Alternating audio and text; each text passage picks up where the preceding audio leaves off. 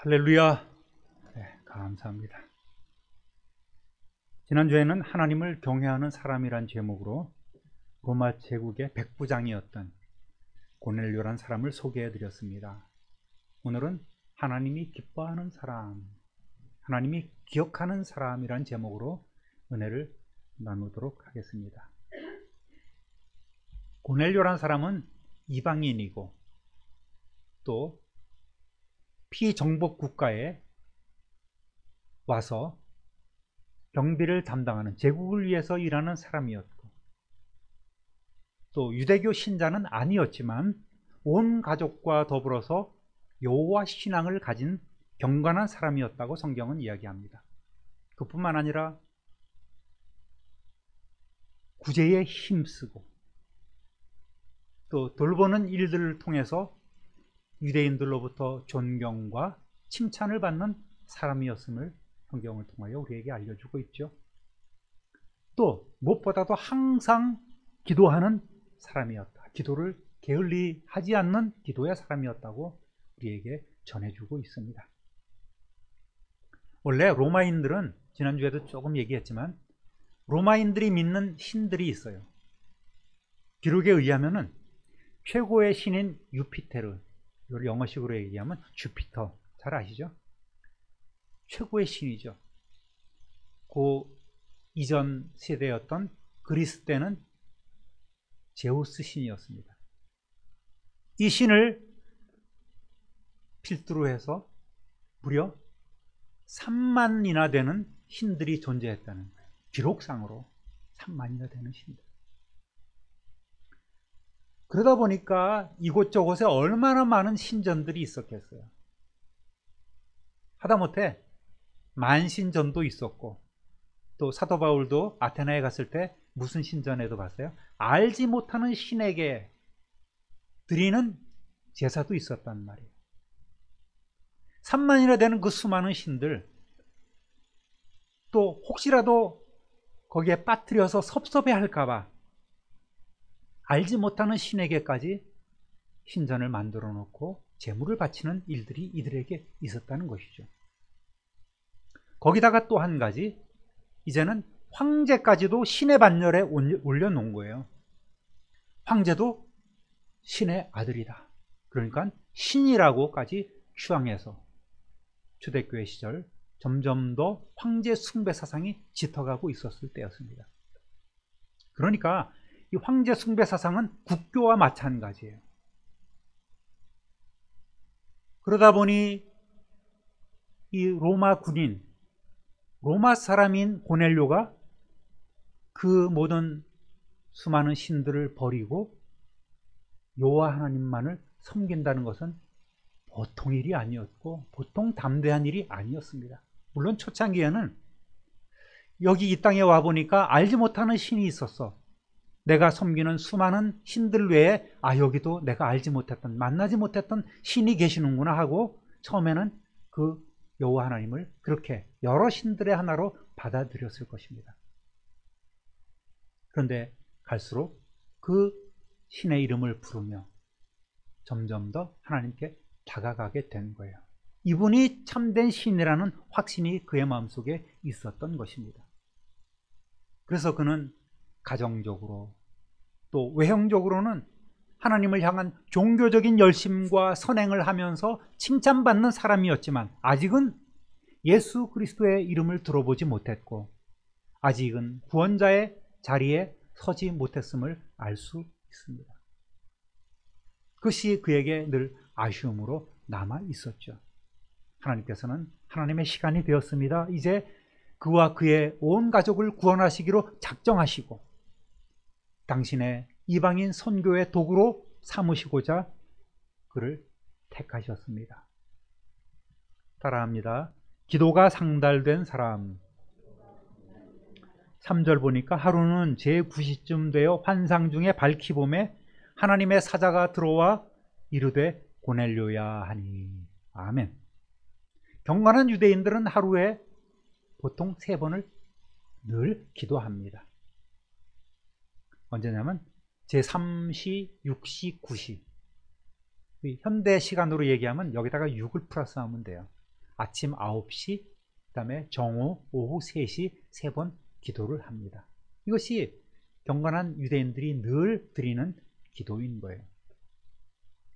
특히 아침 9시, 제3시, 9시 그리고 오후 3시에 드리는 기도는 상번제에 맞춰서 드리는 기도입니다. 성전에서는 상번제라고 해서 하루에 2번 늘 하나님 앞에 번제를 드리는 시간이 바로 오전 9시, 오후 3시에 제사장들이 양을 잡아서 하나님 앞에 제사를 드리고, 또 그 시간에 성소에 들어가서 간검, 등잔 불을 이렇게 간검을 하는 일들이 있습니다. 이 시간에 맞춰서 유대인들은 성전에 올라가서 기도하고, 또 정오 시간에 별도로 기도를 하고, 이렇게 하루에 3번 기도하고 있습니다. 저는 예수님의 그 십자가 죽음을 여러분 다 잘 알고 계시잖아요. 이거를 다시 한번 살펴보면서 참 놀랐어요. 예수님께서 십자가 위에서 3번 기도를 하셨어요. 근데 그 기도 시간이 놀랍게도 이 상번제 시간, 아침 9시와 오후 3시에 예수님도 그곳에서 기도를 드리는 거예요. 3번 기도를 드리셨습니다. 먼저 아침 9시에는 예수님이 십자가에 못 박히신 시간이에요. 못 박히자마시자, 십자가에 달리자마시자 뭐라고 기도합니까? 아버지, 저들을 사하여 주옵소서. 자기들이 하는 것을 알지 못함이니이다. 이렇게 당신을 십자가에 못 박은 사람들을 위해서 기도하시는 거예요. 그리고 낮 12시가 되자 세상이 온통 어둠이 임했지 않습니까? 몇 시까지요? 오후 3시까지 계속 어둠이 지속되더니 오후 3시 저녁 상번제 시간이 되었습니다. 그때 예수님께서 또 기도를 이번에는 2번 하시는 거예요. 그 극한 고통 가운데 엘리 엘리 라마 사박다니, 나의 하나님 나의 하나님 어찌하여 나를 버리셨나이까, 이렇게 하나님 앞에 기도하시고, 바로 이어서 아버지, 내 영혼을 아버지 손에 부탁하나이다, 이렇게 오후 3시에 2번 기도하시고 운명하셨습니다.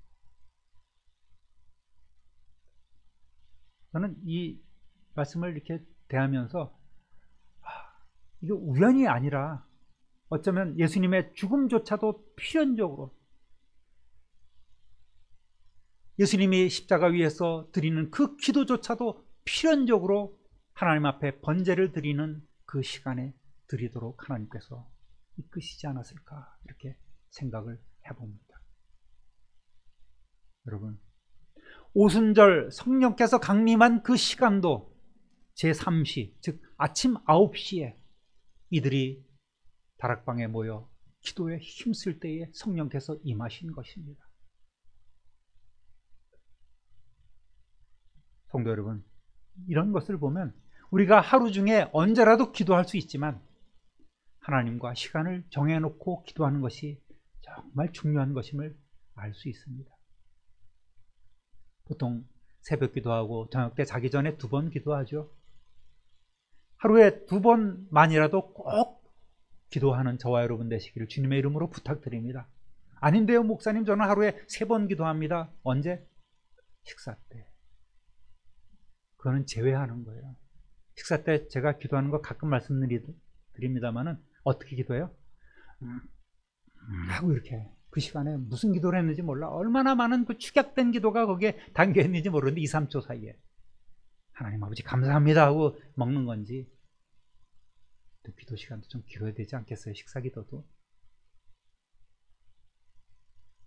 어쨌든 제가 매일 새벽 기도 파일을 올려드리죠. 또 새벽 이슬을 여러분에게 보내드립니다. 그러면 이것만 읽어도 하루에 2번인 거예요.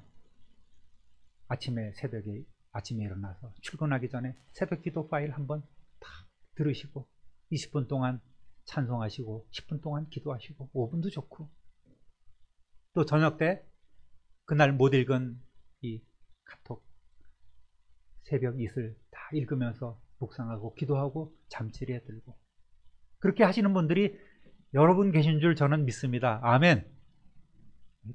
자신이 없으세요. 그렇게 하는 것이 참 유익이 되는 거예요. 제가 이거 하기 위해서 3시간 정도 시간을 쏟습니다. 꼬박 매일매일. 그냥 저절로 되는 게 아니에요. 이것만을 위해서도 3시간.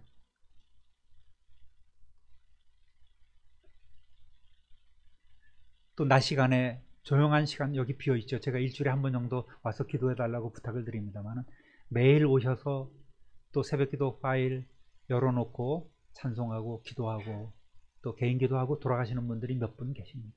참 고마운 일입니다.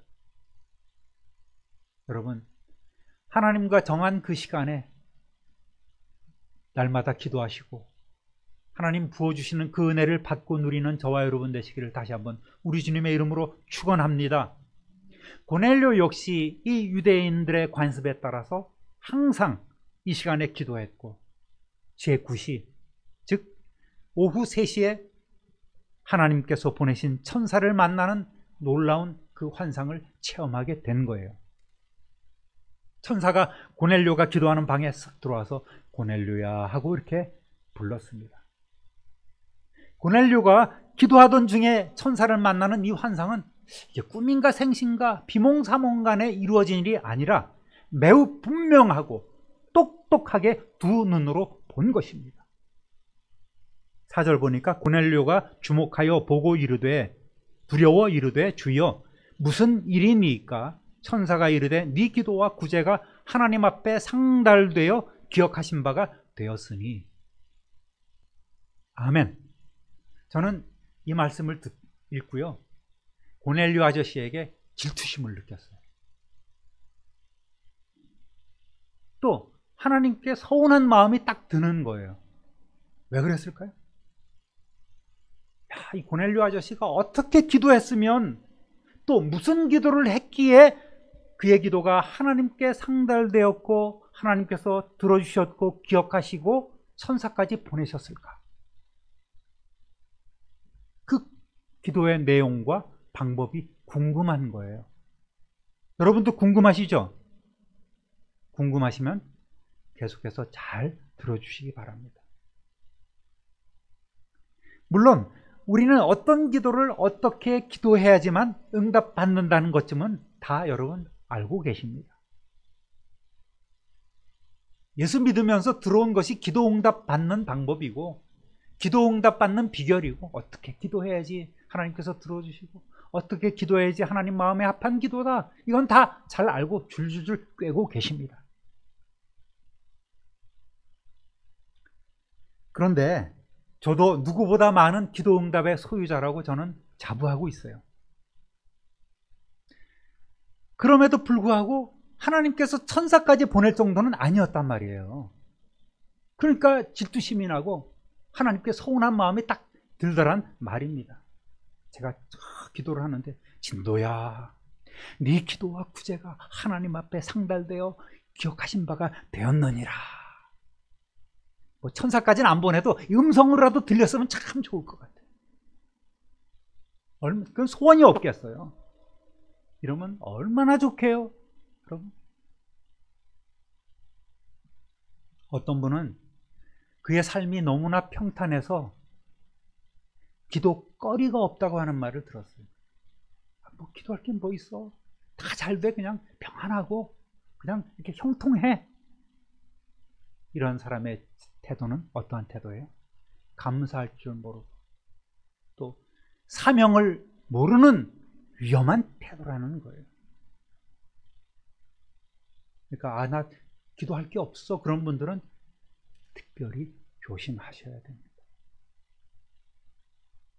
성도의 삶의 핵심은 기도와 또 성도로서의 선행이 조화를 이루어야 되는 거예요. 고넬료가 기도와 구제에 힘쓴 밸런스가 있는 삶을 살았던 것처럼 오늘 우리에게 주시는 하나님의 뜻은 뭡니까? 우리도 이렇게 구제와 선행이 잘 조화가 되는 삶을 살아야 되는 것이죠. 여러분, 우리의 삶에 아무리 속칭 시체말로 운빨이 좋은 사람도 늘 순풍만 맞이하는 건 아니잖아요. 때로는 견딜 수 없는 그런 역풍을 만나서 고통 가운데 있기도 하는 것이 우리의 삶이죠. 그렇지 않습니까? 육신이 병들기도 하고 또 우리의 마음이 다치기도 하고 재산도 잃고 사람도 잃어버리고 개인적으로도 그렇고 가정에서도 그렇고 또 우리가 속해 있는 공동체, 이 나라, 상상 못할 어려움들에 빠질 수도 있다는 거예요. 여러분 한번 생각해 보십시오. 나는 매일 맑은 날만 내 삶에 있었으면 좋겠어, 그렇게 원하는 사람이 계실 겁니다. 그러면 하나님이 그래, 너 기도 들어줄게 하면서 매일매일 햇빛은 쨍쨍 모래알은 반짝 하면서 매일 이 태양이 내려지면 하루 이틀 좋은 거지 1년, 10년, 20년 그렇게 햇빛만 내려지면 어떻게 되겠습니까? 사막 되는 거 아니겠어요? 사막이 별다른 게 아니에요. 또 내 삶에 늘 단비가 좀 날마다 내렸으면 좋겠어 하는 분들은 어때요? 하나님께서 그래, 비를 내려주시고 매일매일 추적 이렇게 비가 365, 10년, 20년 비가 오면 어떻게 되겠어요? 늪지대가 되는 것 아니겠습니까? 사람 못 사는 거예요.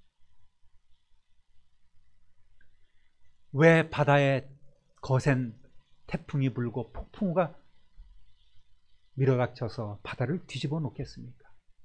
그것이 다 자연의 조화요, 하나님의 섭리로서 바다가 정화되는 과정이라는 거예요.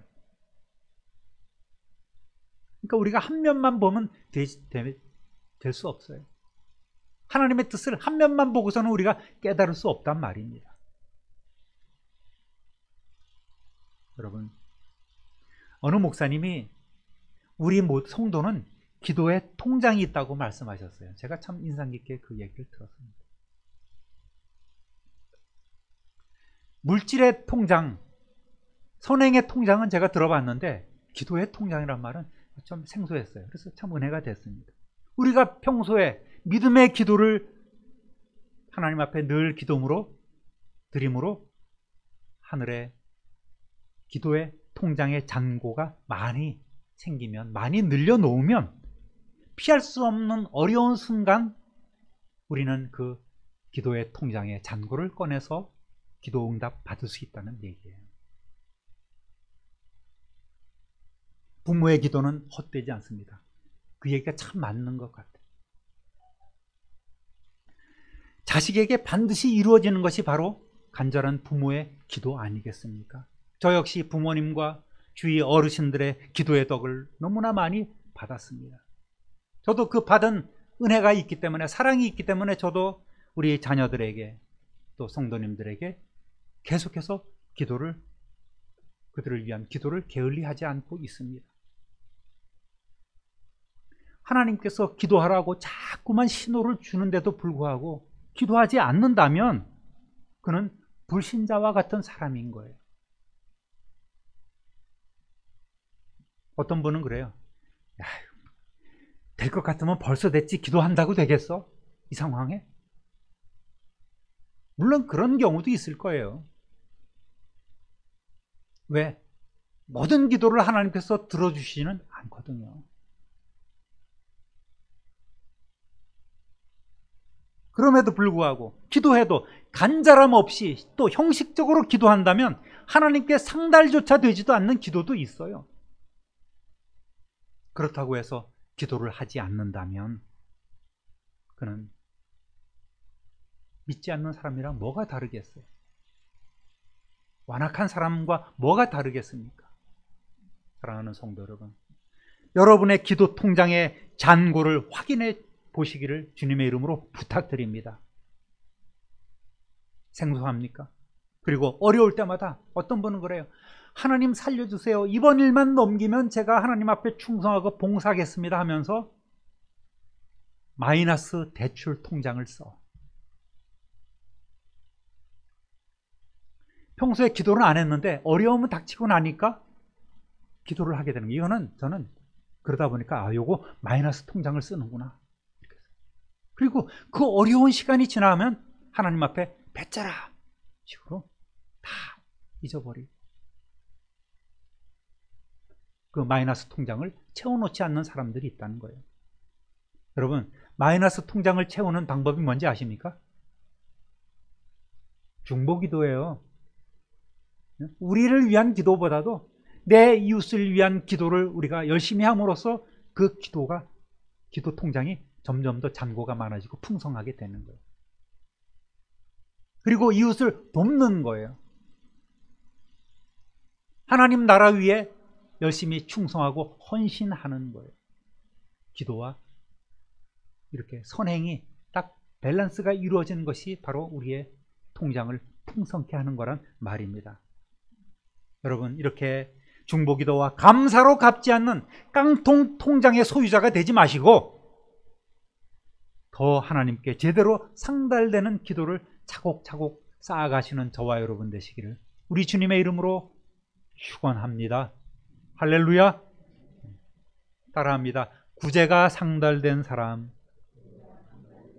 4절 다시 읽어보겠습니다. 천사가 이르되 네 기도와 구제가 하나님 앞에 상달되어 기억하신 바가 되었으니 아멘.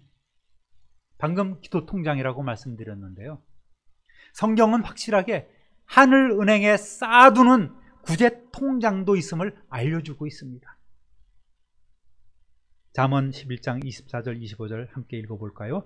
흩어 구제하여도 더욱 부하게 되는 일이 있나니 과도히 아껴도 가난하게 될 뿐이니라. 구제를 좋아하는 자는 풍족하여 질 것이요 남을 윤택하게 하는 자는 자기도 윤택하여 지리라. 아멘.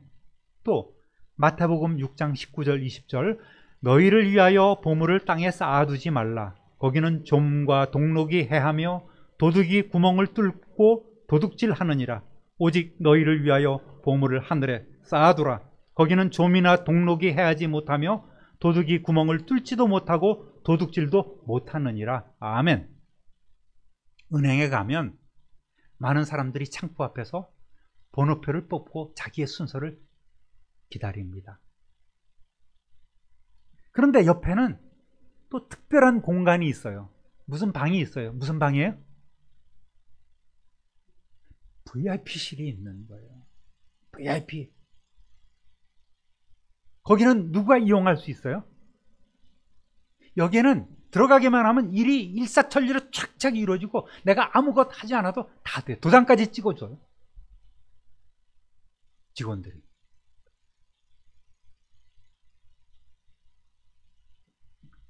이런 고객은 어떤 사람이에요?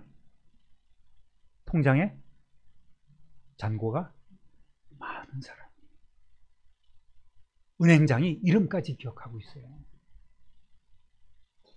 여러분, 은행에 VIP 대접받는 저와 여러분 되시길 주님의 이름으로 축복합니다. 살아가면서 그런 대접은 한번 받아야 되잖아요. 이렇게 특별 대우를 받는 이유가 바로 은행에 잔고가 많기 때문에 그런 거예요. 지점장이 모든 고객을 다 만나지는 않아요. 그런데 최우선 순위로 만나주는 사람이 바로 이런 사람들이에요. 저도 한때, 여러분 놀라지 마십시오, 저도 왕년에 이런 특급 대우를 받은 적이 있단 말이에요. 내 돈은 아니지만 제가 근무했던 곳에 살림을 책임지고 있기 때문에 은행 가면은 VIP가 뜬 거야. 지점장이 없으면 부지점장이 와서 아유 일리 오십시오, 앉아 계십시오. 그리고 아랫 사람들 불러갖고 이거 해드려 저거 해드려. 그 공적인 일뿐만 아니라 내 개인적인 일도 그렇게 처리해 주는 거예요. 가기만 하면 쩔쩔매면서. 그런데 사임하고 교회로 오고 나서는 시참말로 개털낸 거예요. 아무도 알아주지 않아. 그래서 그 지점으로는 제가 가지 않습니다. 비산동 지점만 가요. 지금 거기서 뽑고 겸손하게 있습니다. 그렇지만 저는 그래요. 어려운 선교사님들이나 목사님들을 돌볼 수 있는 기회가 되면 나름 더욱 최선을 다해서 섬기려고 노력하고 있습니다.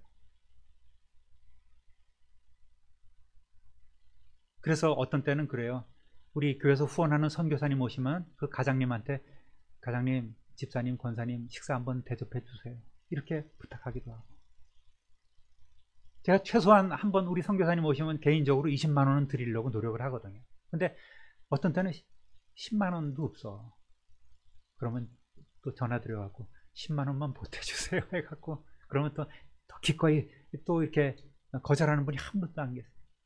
그러면 최소한 20만 원 해서 식사 대접해드리고 또 이렇게 제가 봉투를 드리고 합니다. 여러분 그렇게 하면 여러분도 동참하면요 복 받는 거예요. 할렐루야. 네. 하나님께서는 정말 이 공짜가 없으신 분이에요. 치밀하게 다 주시는 분이에요. 제 자랑은 아닙니다만은 그래도 이거는 한번 제 삶이 그렇다는 걸 한번 말씀을 드리고 싶어요. 우리 교회 이문석 선교사님, 박미림 선교사님 있지 않습니까? 선교사님이 이제 귀국해서 아직 그 남편분은 태국에 계시지만 박미림 선교사님이 먼저 들어와서 아이 때문에 여기 이제 김포에 그 나라에서 주는 임대 아파트를 받아서 거기에 들어가면서 웬일로 뜬금없이 온 거예요. 주일날. 그때 마침 우리 원로 목사님 설교하시는 날인데 그래서 들어오라 그래서 원로 목사님하고 저랑 셋이 있습니다. 근데 뭐라고 얘기하냐면 목사님 부탁이 하나 있어서 왔습니다. 참 담대해. 그게 마음에 들어. 무슨 부탁인데 그랬더니 뜸을 들이는 거예요. 목사님 꼭 들어주셔야 된다는 거예요. 그래서 들어줄게 약속했어요. 그래서 임 목사님이 내가 증인이야 그러시는 거예요. 무슨 부탁인데 그랬더니 목사님 제가 평생 드럼 세탁기 한 번도 못 써봤어요. 드럼 세탁기 사주세요 그러는 거예요. 믿음이 크더라고요. 깜짝 놀랐어요. 눈앞이 약간 어지러웠어요. 이거를 어떻게 하나 내가 약속을 했는데. 그래서 어떻게 했을까요? 사줬어요. 할부로. 인터넷 뒤져서 제일 싼 걸로. LG 거, 트롬.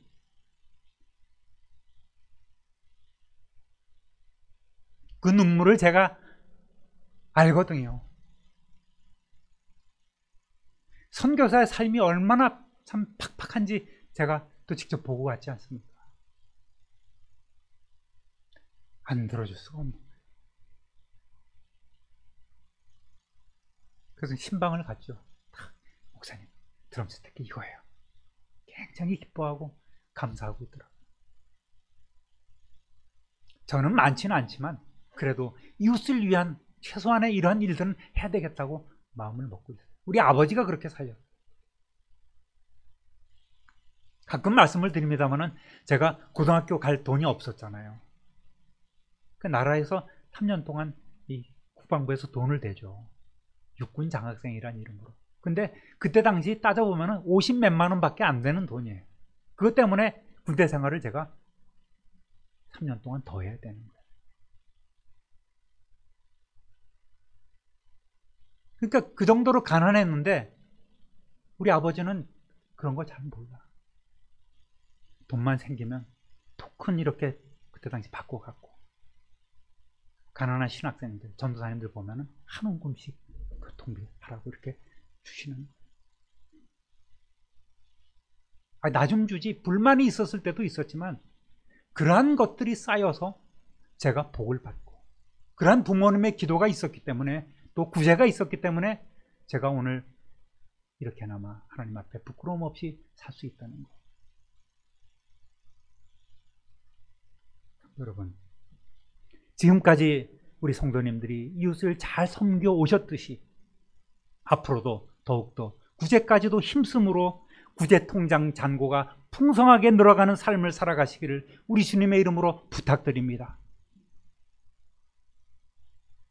큰 것 아니에요. 큰 돈 아니더라도 작은 것이라도 이웃을 섬기고 나누는 삶이 우리에게 정말 필요한 것입니다. 따라합니다. 하나님이 기억하시는 사람. 요한계시록 8장 4절에 보니까 향연이 성도의 기도와 함께 천사의 손으로부터 하나님 앞으로 올라가는지라.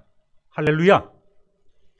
이렇게 고넬료는 기도와 구제가 향기로운 연기가 되어서 하나님께 상달되고 하나님께서도 기억하시고 알아주는 사람이 된 거예요. 세상 누구가 나를 알아주지 않아도 하나님이 나를 알아주신다면 그것처럼 복된 일이 어디 있겠습니까? 하나님이 알아주시는 성도 되시기를 다시 한번 주님의 이름으로 축원합니다. 우리 성도들의 기도 역시 하나님 앞에 향기로운 연기가 되어서 하나님 앞에 올라가는 줄 믿으시길 바랍니다. 천사는 고넬료에게 하나님의 뜻을 전합니다. 5절 6절 네가 지금 사람들을 요빠에 보내어 베드로라 하는 시몬을 청하라. 그는 무두장이 시몬의 집에 유숙하니 그 집은 해변에 있다 하더라. 아멘.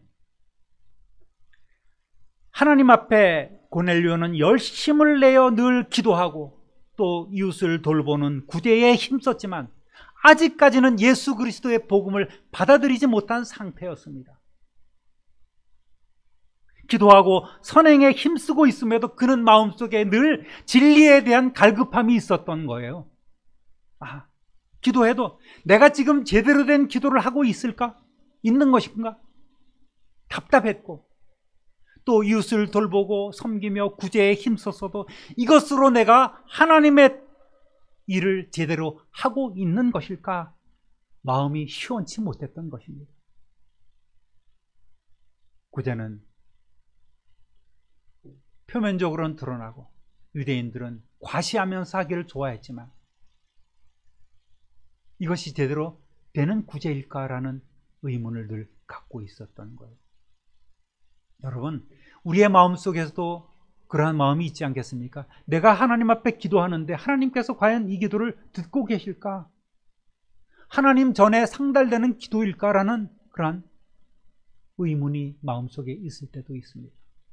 또 내가 교회에서 목사고 장로고 권사고 집사고 직분자로서 찬양대원이고 또 교사로서 일하고 있다고 하지만 이것이 진정한 나의 사명일까? 내가 이 사명을 제대로 감당하고 있는 것일까라는 의문이 마음속에 드는 것이 정상이란 말입니다. 우리는 이 뜻을 확실히 알기 위해서 하나님의 뜻을 깨닫기 위해서 그래서 더욱 기도하고 그래서 더욱 열심히 일해야 되는 거예요. 그러면 하나님께서 정한 시간에 우리의 기도에 응답해 주시는 것입니다. 하나님은 특별히 고넬료를 사랑하시고 하나님의 시간이 되어서 이제 그에게 진리를 전해주시고 그의 진정한 사명을 깨닫게 하기로 작정하시고 요빠에 머물고 있는 예수님의 수제자요 초대교회의 제일 큰 어른 지도자인 시몬 베드로를 청하라고 명하신 것입니다. 사랑하는 성도 여러분, 하나님께서 고넬료를 어떻게 쓰실까요? 궁금하시죠? 다음 주를 기약합니다. 이 한 주간도 오늘 주신 말씀처럼 여러분의 기도와 구제 통장을 한번 체크해 보시고 부족함이 있고 마이너스 통장이라면 지금부터라도 하나님 앞에 더 기도하며 이웃을 위한 중보 기도를 하나님 앞에 드리며 이웃을 돌보며 선행하는 그러한 삶을 살아가시는 저와 여러분 되시기를 우리 구주 예수 그리스도 이름으로 축원합니다. 축원합니다. 축원합니다. 존귀하신 하나님 아버지, 크신 사랑과 은혜를 진실로 감사하옵고 찬송합니다. 하나님을 향한 열심과 또 이웃을 향한 구제하는 삶을 살았던 고넬료를 하나님께서는 기억하시고 그의 기도와 그의 구제가 하나님 앞에 상달됨을 아시고 그 이름을 기억하시고 천사를 보내어 응답해 주신 그 하나님, 그 하나님의 뜻이 오늘 우리 모두에게 전해지고 우리 역시 그러한 은혜 가운데 있기를 간절히 소원합니다. 우리의 기도가 늘 하나님께 상달되게 하여 주옵소서. 우리의 선행이 늘 하나님께 상달되게 하시고 하나님 기뻐하시며 하나님께서 우리의 이름을 기억하시고 더 큰 은혜와 복으로 채워주시는 놀라운 성도의 온전한 삶을 우리 모두가 갖게 하여 주옵소서. 그러므로 하나님께 더 큰 영광을 돌리는 우리 성도들이 되게 하여 주옵소서. 감사와 찬송과 영광을 하나님께 돌리옵고 사랑 많으신 우리 구주 예수 그리스도의 이름으로 축복하며 기도 올립니다. 아멘.